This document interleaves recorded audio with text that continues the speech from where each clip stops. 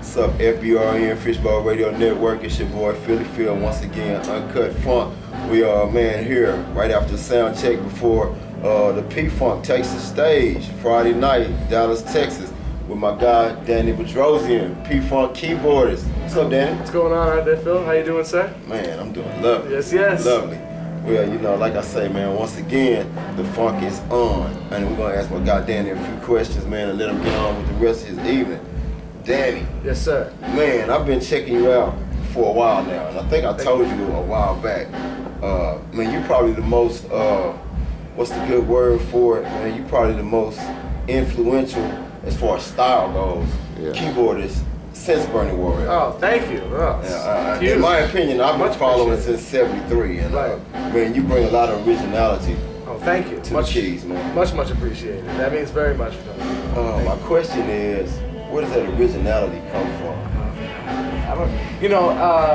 I was classically trained, so there's like a thing kind of parallel with Bernie. Right. And from age 3 or 4, my parents made my sisters and I enroll in their music school because they ran a piano school. They're both concert pianists, and so we were forced into the school, and we had to be in it as long as we lived under their roof. Oh, okay. So we lived in a piano school, so having pianos playing all the time, all my life, was a huge factor. And then having strict disciplinarians when it came to music as parents was a huge factor too.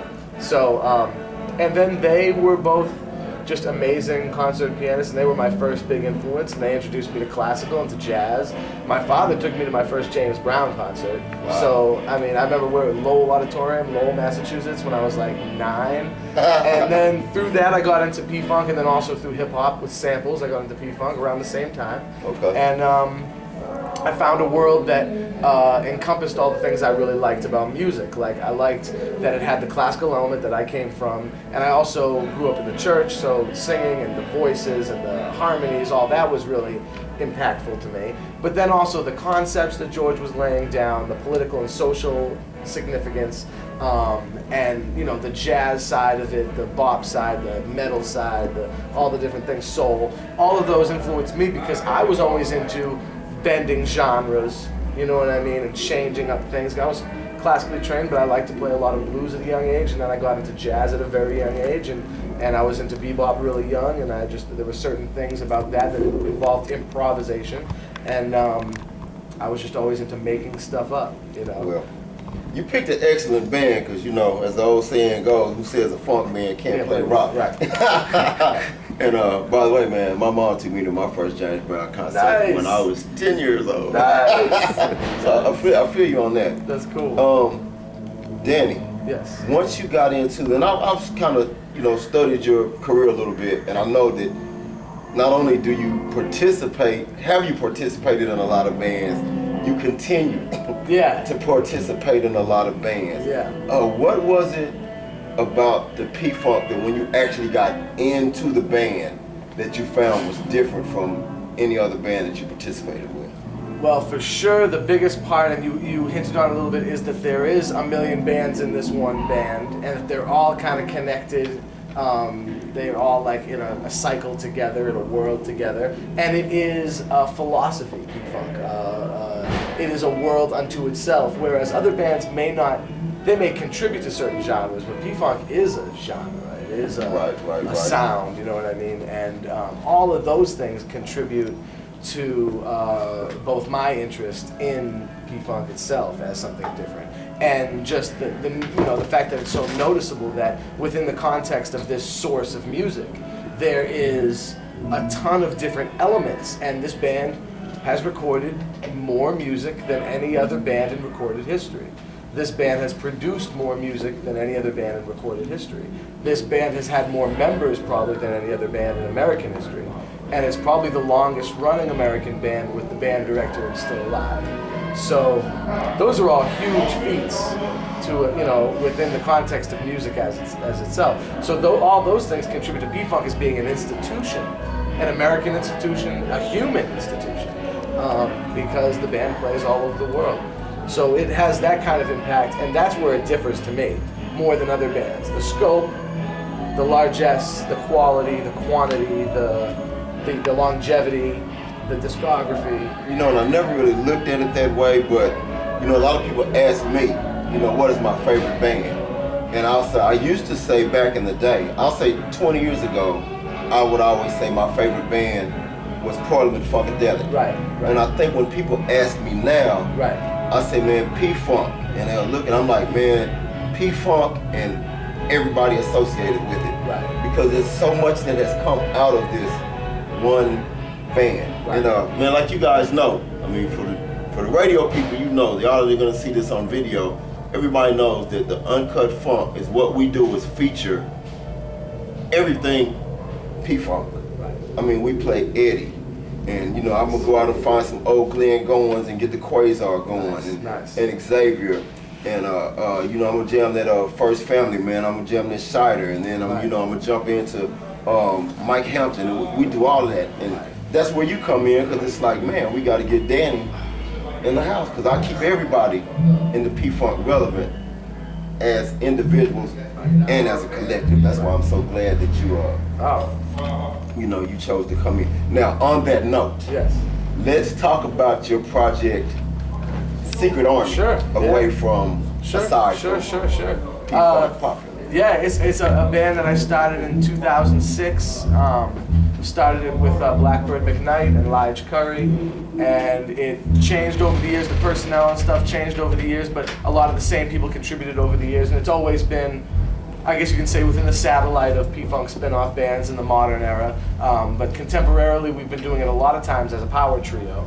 Rico Lewis on drums, who was in P-Funk for 15 years, maybe a little longer, and Lige Curry on the bass, who's been in P-Funk about 35 years, and is the longest tenured bass player in P-Funk's history. We've been playing together as Secret Army for a long time, doing the power trio thing, and we've put out 6 albums. We just put out our 6th album, Lost Froth, and it's a combination of live and studio stuff, sort of appeasing all of our fans, those who wanted me to do another studio album, and then the large masses of people who wanted to hear the shows on albums. So that's really what the new album is encompassing, and we're just moving on. We just did our 2nd show in Australia with Secret Army, and we're talking about going to Europe next, because we have a lot of fans out that way, and always doing something new with that group. Australia, you guys did California Dreaming with an artist that I've been in contact with.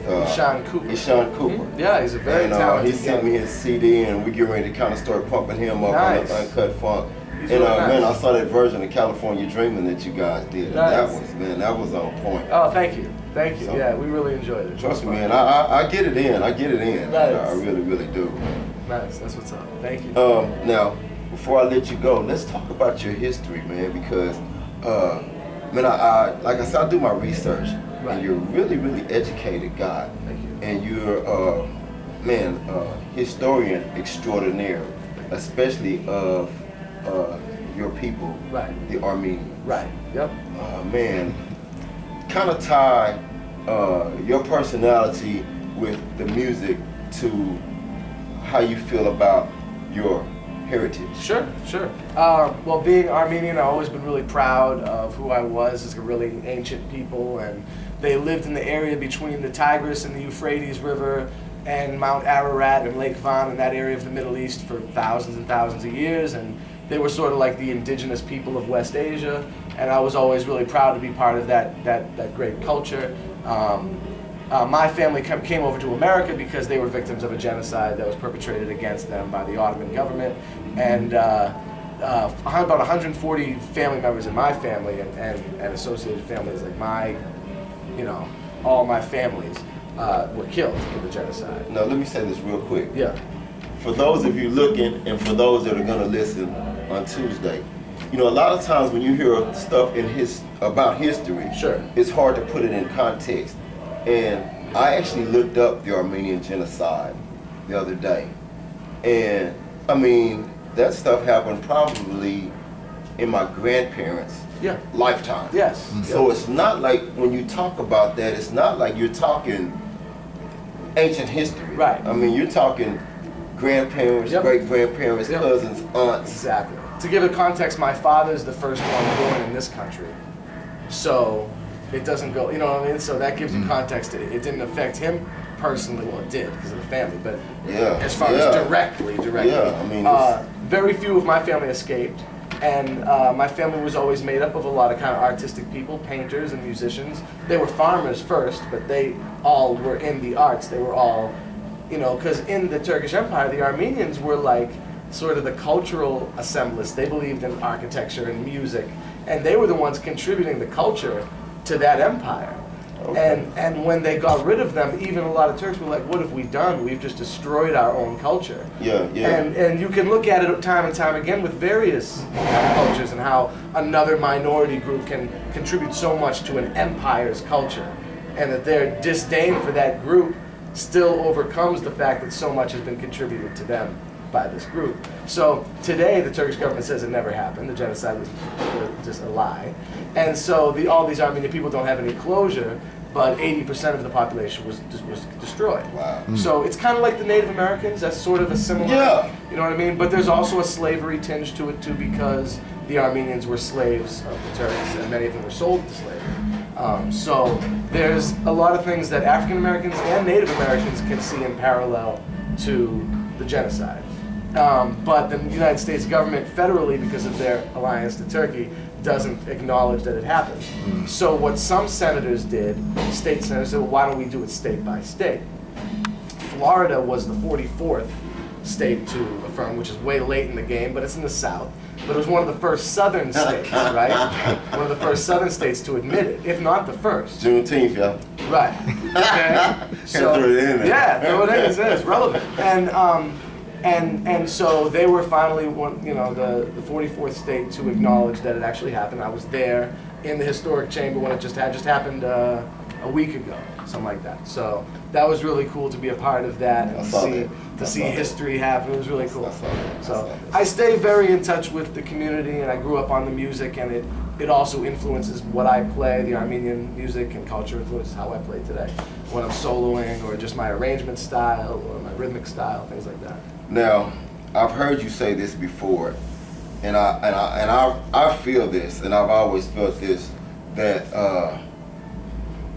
when P-Funk plays, it's a lot of emotion involved in the music. I mean, even if you go way back to Maggot Brain, you know, the story is that, you know, George told Eddie, okay, I want you to think of the saddest thing you can think about, and then get down. Right. You know, Right. basically. Yeah. And man, do you feel some of that sometimes when you're on stage? Definitely, instinctually, I think, actually. And I think I remember being a teenager, and when you were a little kid, and even before being a teenager, we'd go and we'd play in the basement.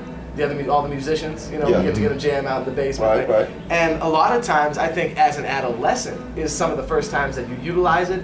But because you're a teenager, you're a preteen, you don't know what it is yet. Yeah. You know what I mean? But you are informing yourself. It could be, I mean, teenagers have real problems too, but that's when you first start emoting it. And I think you can emote it as a musician, is sometimes the best place to put it, as opposed to putting it somewhere else. You know what I mean? Very much so. You know, and so that is good for young musicians, and that's where I first noticed it. But obviously in this band, it's a part of the theory and the concept of what this band stands for, you know what I mean, and that feel. Something that the late, you know, Cordell Boogie Marsoon, who we just lost, was a huge purveyor of that theory and that feel in P-Funk.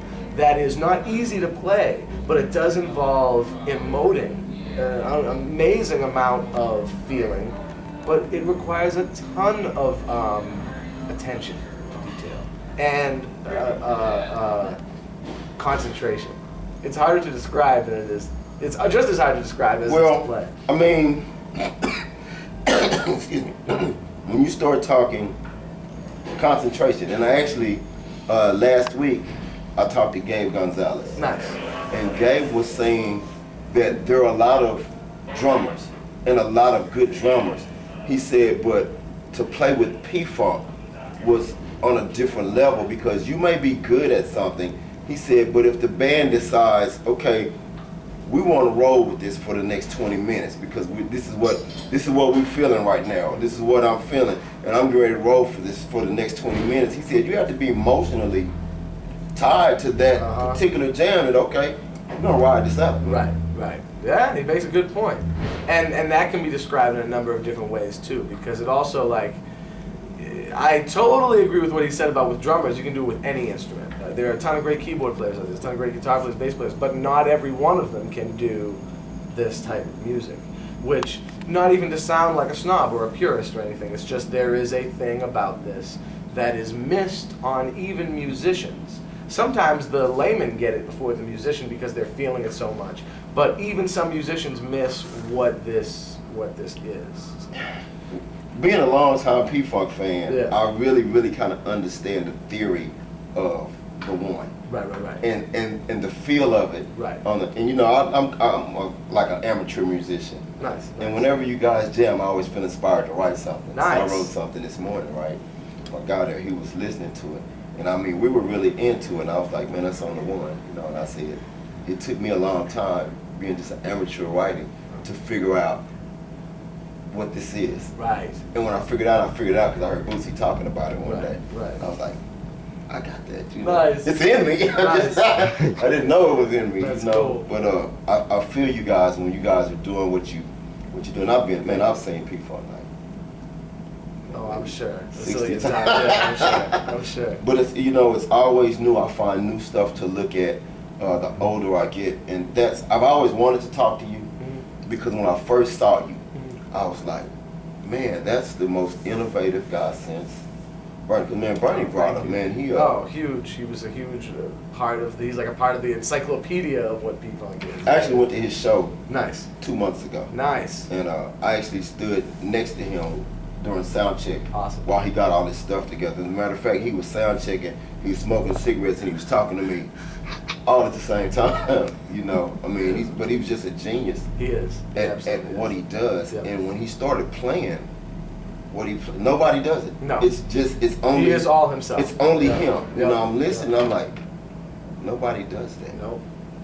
He's all in a class by himself. That's what made him so special for so long, and also his amazing talent, but just the uniqueness of his approach. It was so on point. You know Yeah. what I mean? So. And that helps you because that's you. When I heard it, that was you. Right. Hey, we're gonna start wrapping this up. We got the fellas coming in. See, my guy Steve Boyd just walked in. It's my guy Danny Bedrosian. Yeah. Your boy Philly Phil, Uncut Funk, Fishbowl Radio Network, FBRN.US. Don't miss it. Catch y'all later on. Peace. Got me, Kevin?